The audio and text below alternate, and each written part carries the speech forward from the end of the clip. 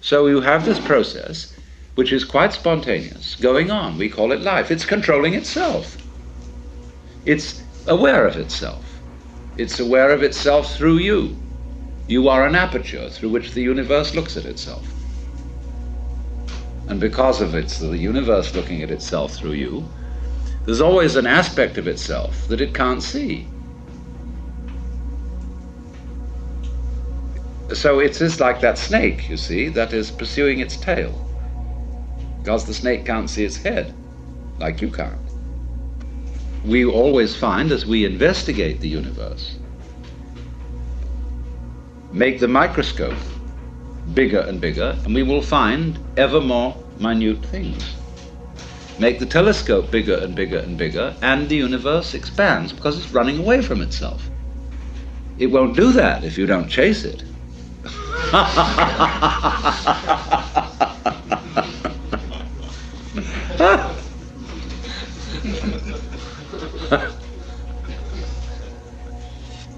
So, it's a game of hide and seek.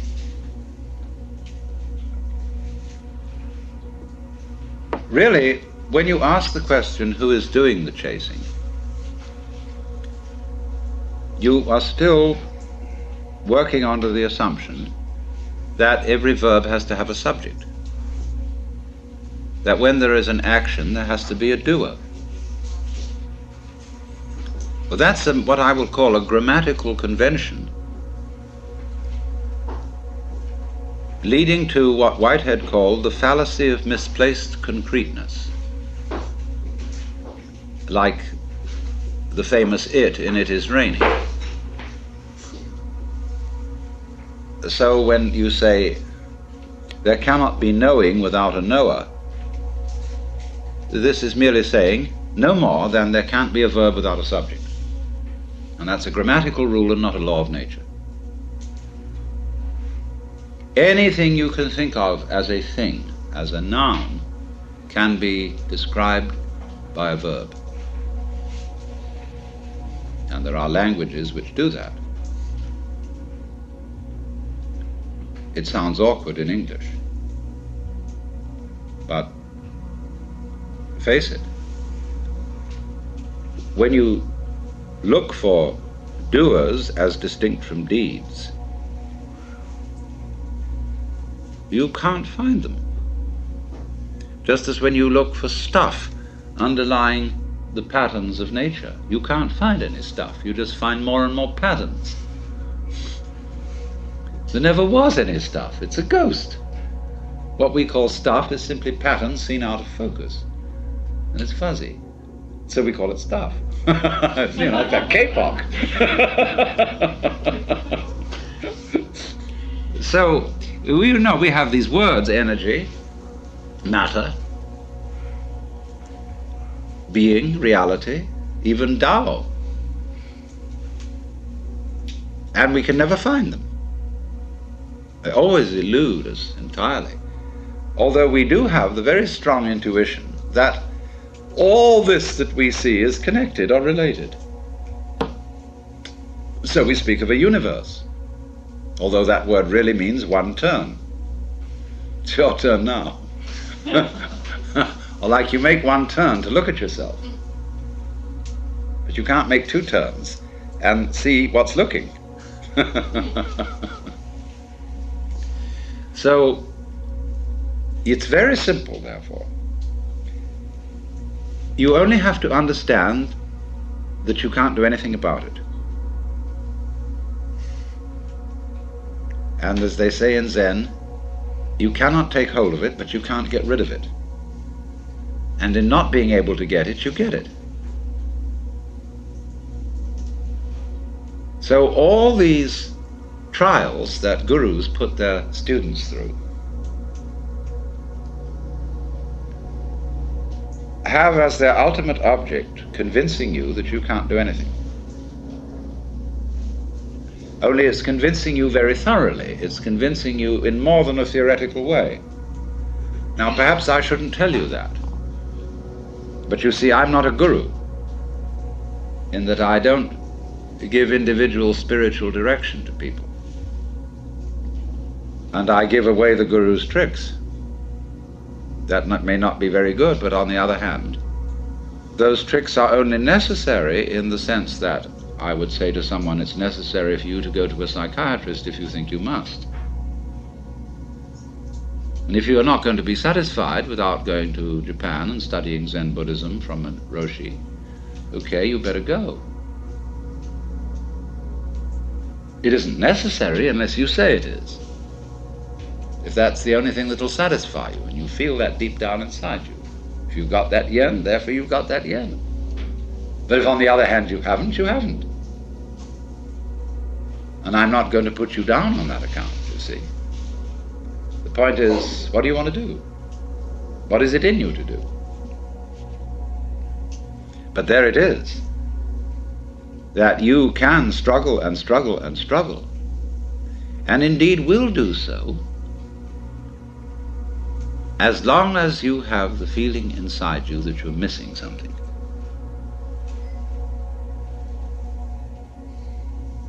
And people, your friends, all sorts of people will do their utmost to persuade you that you're missing something. Because they're missing something, and they think they're getting it through a certain way. And therefore, to assure themselves, they'd like you to do it too. So there's this thing. And you see, a clever guru beguiles his students by letting them have the feeling of success and accomplishment in certain directions. A guru gives people exercises, A, that are difficult but can be accomplished, and B, that are impossible. You'll always be hung up on the impossible ones, but the possible ones you will get a feeling of making progress, so that you will double your efforts to solve the impossible exercises. And then they range things in many, many ranks and levels through which you can advance. This stage of consciousness, that state of consciousness, or think of the degrees of masonry, or so on. Ranks in learning things, the different belts you get in judo and all that kind of jazz. You can do that. And it gives people this sense of competing with themselves or even with others, because of the feeling inside that there is just something I'm missing. And of course, if you are learning any sort of skill and you haven't perfected the skill, there is indeed something you're missing. But in this thing that we're talking about, that isn't true.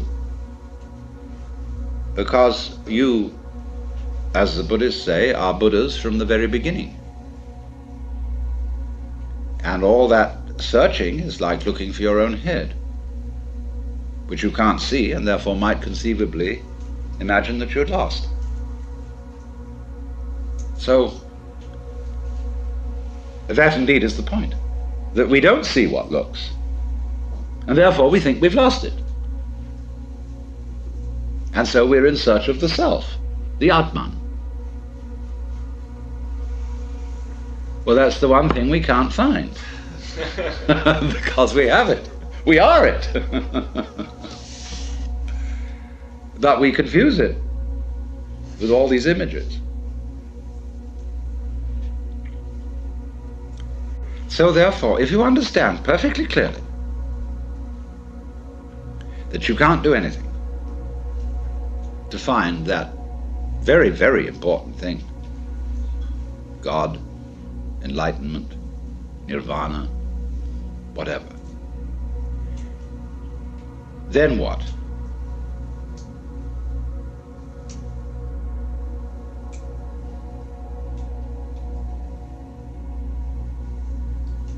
Well, I find, it's so stupid, because even if I tell myself, well, there's nothing I can do about it, why did I say that? You see? Why did I say that? Why did I go out of my way to tell myself there's nothing I can do about it? Because in the back of my mind there was a funny little feeling that if I did tell myself that, something different would happen. See? All right. So even that doesn't work. Nothing works. Now, when absolutely nothing works, where are you? Well, here we are. I mean, there's this feeling of something going on. Now, the world doesn't stop dead when there's nothing you can do. There's something happening. Now, just there, that's what I'm talking about. There's the happening. When you are not doing anything about it, you're not doing anything about it, you just can't help it. It goes on despite anything you think or worry about or whatever. Now, there is the point. Right there. And remember, although you will think at first that this is a kind of determinism, there are two reasons why it isn't. One, there is nobody being determined.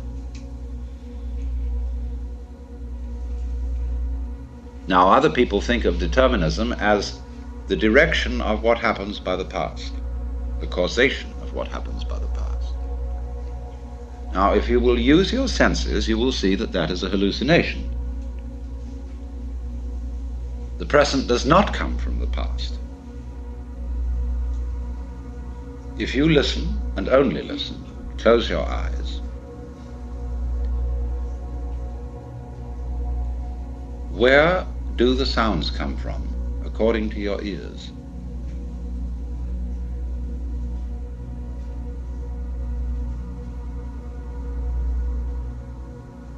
You hear them coming out of silence.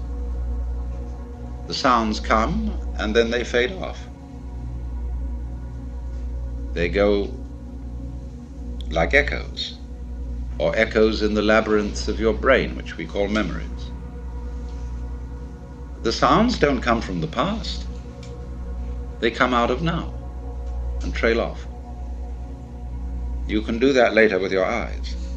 You can see, like when you're watching television, there's a vibration coming out from the screen to your eyes. And it starts from there somehow.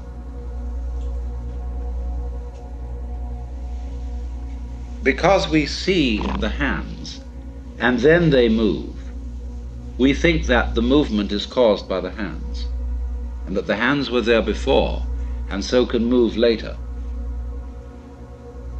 We don't see that our memory of the hands is an echo of their always being now. They never were, they never will be, they're always now. So is the motion. And that is recollected is the trailing off echo like the wake of a ship. And so just as the wake doesn't move the ship, the past does not move the present, unless you insist that it does. And if you say, well, naturally I'm always moved by the past,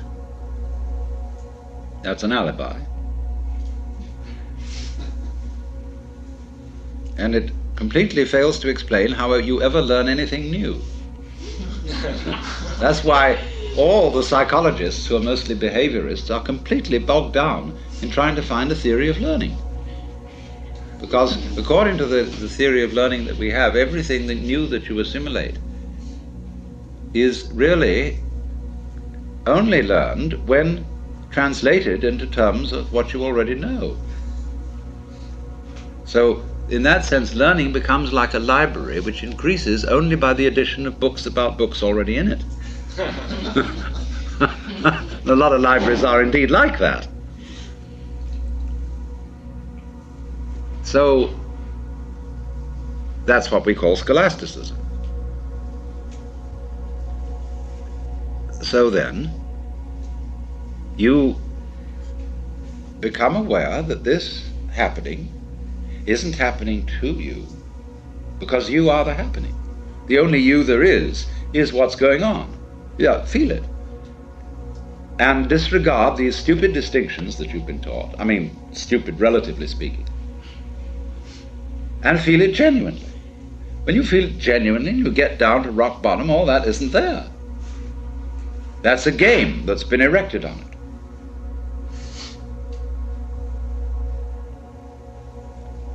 And it isn't determined.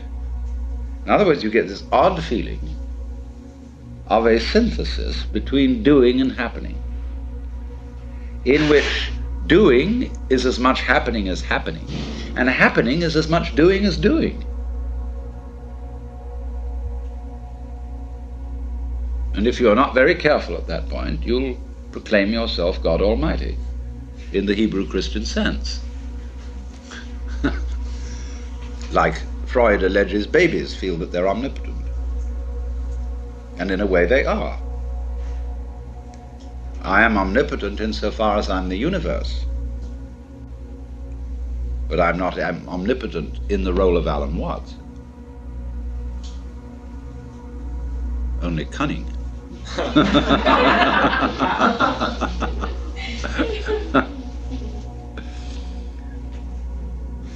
So now then, this sensation of the happening is basic to all we want to explore. With that in mind, we can go on now to the question of pain and our so-called reactions to it. And once again you will see that the problem as posed immediately sets up the duality of the pain and the one who suffers it, the one who offers resistance. And therefore, reasoning from that, you can quite easily see that a great deal of the energy of pain is derived from the resistance offered to it.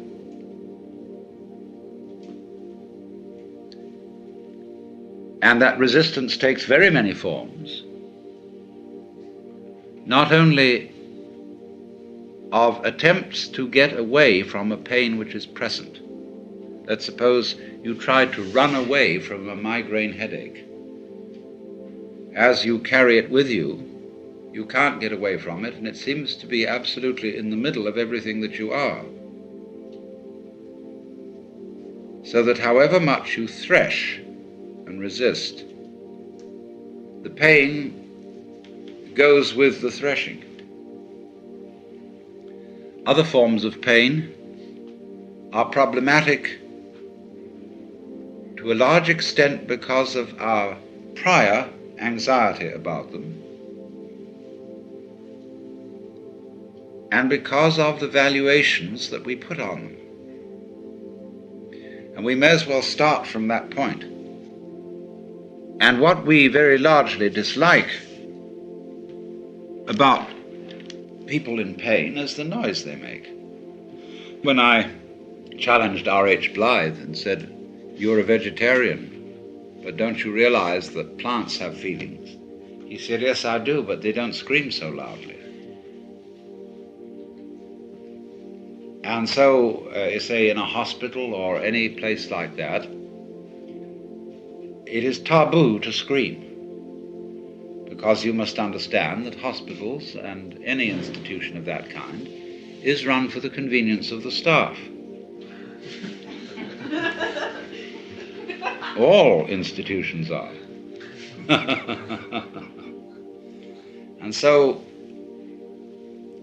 everything is done in such a way as to interiorize, localize pain. Of course, in a way that makes it worse.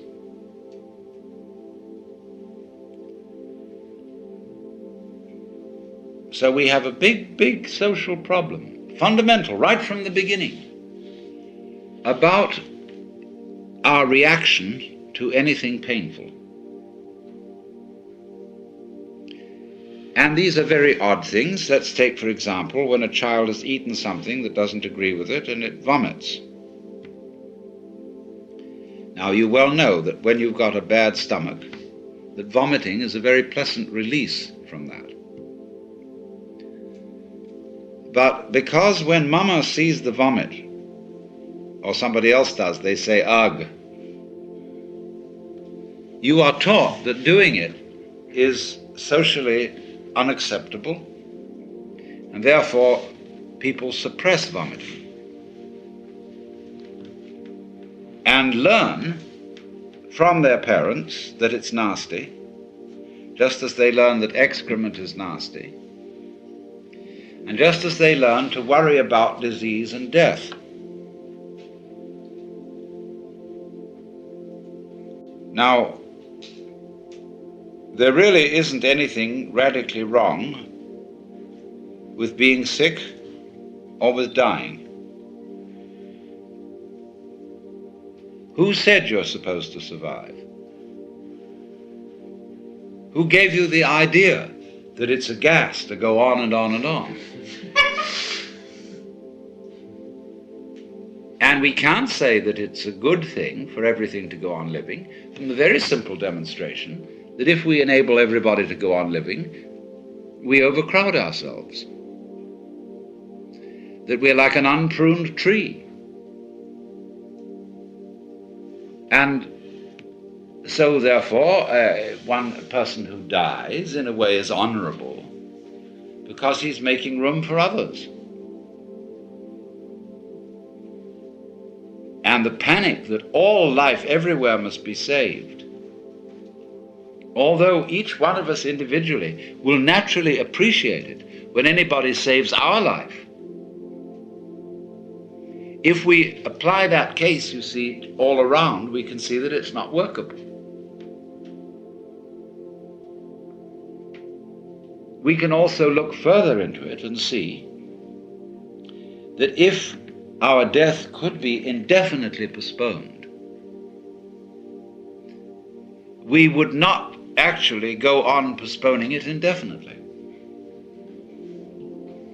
Because after a certain point, we would realize that that isn't the way in which we wanted to survive.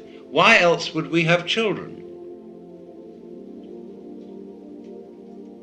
Because children arrange for us to survive in another way.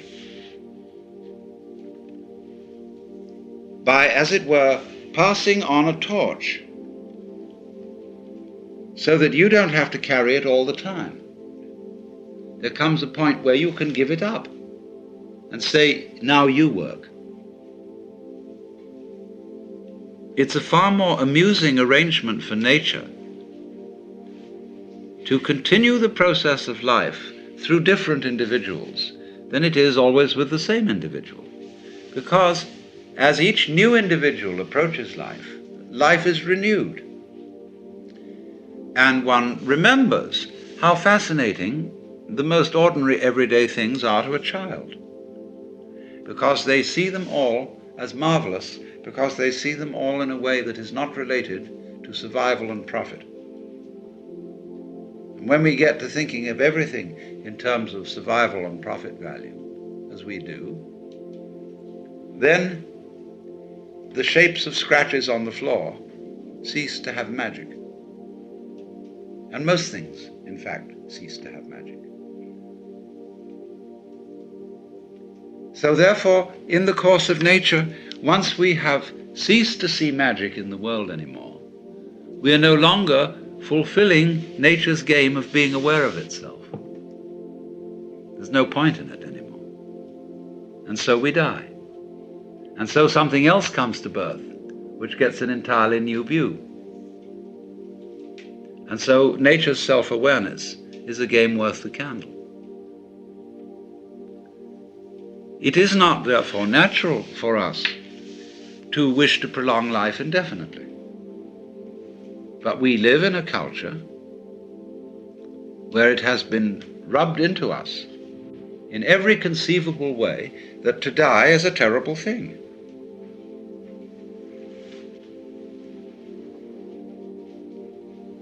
And that is a tremendous disease from which our culture in particular suffers. And we notice it firstly in the way in which death is swept under the carpet.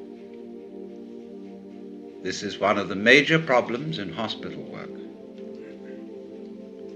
When a family conspires with the doctor to keep from grandmother the knowledge that she is dying. Grandmother suspects that she is dying,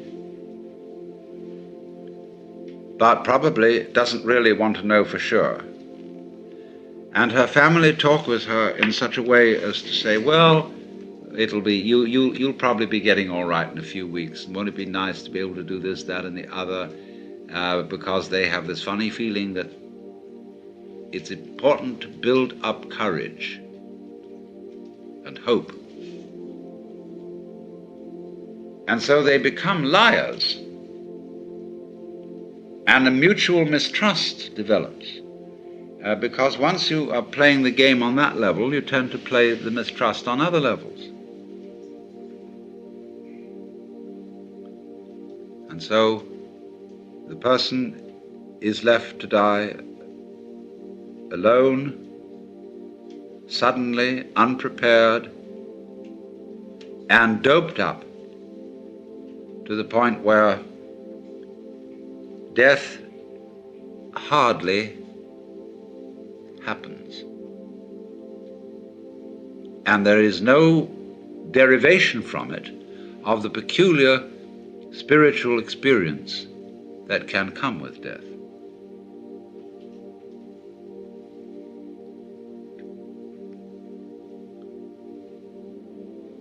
Back in 1958, I was in Zurich, and there met a most extraordinary man by the name of Karlfried von Dürkheim. He was a former German diplomat who had studied Zen in Japan. And when he came back after the war, he opened a meditation school and retreat in the Black Forest. And he said, well, I tell you what, a lot of my work has to do with people who went through spiritual crises during the war. And he said, you know, we all know that when a person's in an absolutely extreme situation and they accept it, there is a possibility of a natural satori. And that's what I mean when I was explaining that when one gets to an extreme, that is to say, to the point where you realize that there is nothing you can do about life, nothing you can not do about life, then you're the mosquito biting the iron bull. Well, so in the same way he said, look, you heard a bomb coming at you. You could hear it whistle, and you knew it was right above you and headed straight at you and that you were finished. And you accepted it. And suddenly, there was a strange feeling that everything is absolutely clear. You suddenly see that there isn't a grain of dust in the whole universe that's in the wrong place. That you understand completely, absolutely, totally what it's all about. Because you can't say what it is. But he said in so many cases the bomb was a dud and they lived to tell the tale. Or he said you were in a concentration camp. You've been there so long that you gave up all hope whatsoever, ever getting out. You were just going through this miserable, boring, degrading grind, week after week after week. Nobody paid the slightest attention to you as an individual.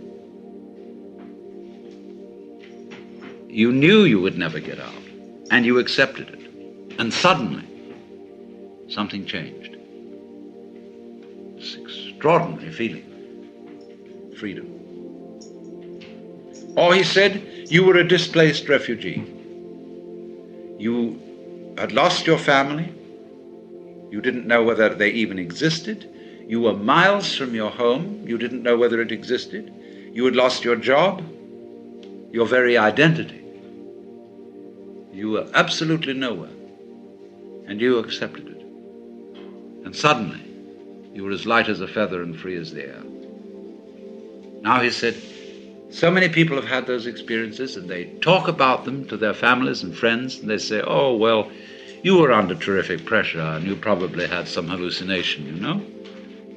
Well, he said, I am showing those people that so far from having a hallucination, those were the few occasions in which they woke up. So you see, this is always the opportunity presented by death. That if one can go into death with eyes open and have somebody help you, if necessary, to give up before you die, this extraordinary thing can happen to you. So that from your standpoint, in that position, at that time, you would say, I wouldn't have missed that opportunity for the world. Now I understand why we die. The reason we die is to give us the opportunity to understand what life's all about. By letting go. Because then we come to a situation that the ego can't deal with. When we are no longer hypnotized by that, then our natural consciousness can see clearly what all this universe is for. So, therefore, we have missed this golden opportunity by institutionalizing death out of the way, instead of having a socially understood acceptance of death and rejoicing in death. Now, I could imagine that one person would want to rejoice in death in an entirely different way from another. Like, say, a wedding is a rite of passage. There are certainly some forms of celebrating a wedding which I would find a total bore and quite offensive. Other ways would be very good. I would enjoy it. So everybody, in other words, I'm not saying that you've got to get mixed up with a lot of people coming, laughing around you and giving you presents and cards and everything because you're going to die. But I'm only indicating a general thing, that the doctor, the ministers, the psychiatrists, and above all us, really owe it to our friends to work out an entirely new approach to death. Because what has happened, you see, from earliest childhood, the child learned that great uncle was dying and saw the family put on long faces and say, oh, that's too bad. Even Christians who think they're going to go to heaven, you know, they get absolutely morbid, more so than anybody else, about death, because heaven, as they all know, is a very boring place. And so this frightful thing,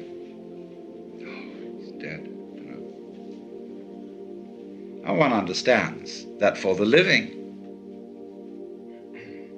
to lose someone you love, or even for a dying person to worry about what on earth my wife, my children, my whatever are going to do without me.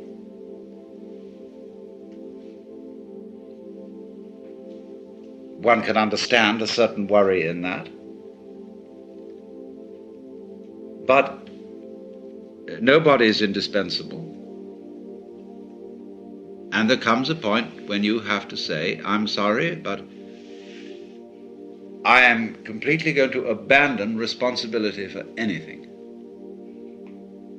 Because there is no further way I can do it. This is another way of that surrender.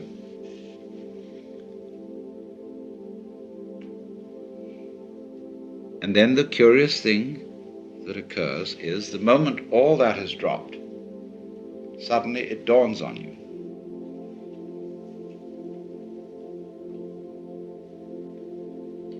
that to be important, existence does not have to go on any longer than a moment. Quantitative continuity is of no value. How long can you hold your breath? Who cares?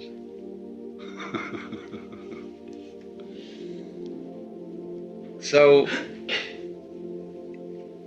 it follows from that, you see, that if any one of us, without being shocked into it by being bombed or put in a concentration camp, could at this moment be as one about to die,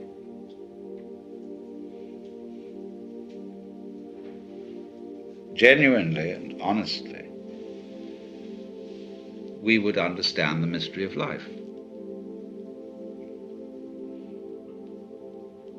Because death is in a certain sense, the source of life.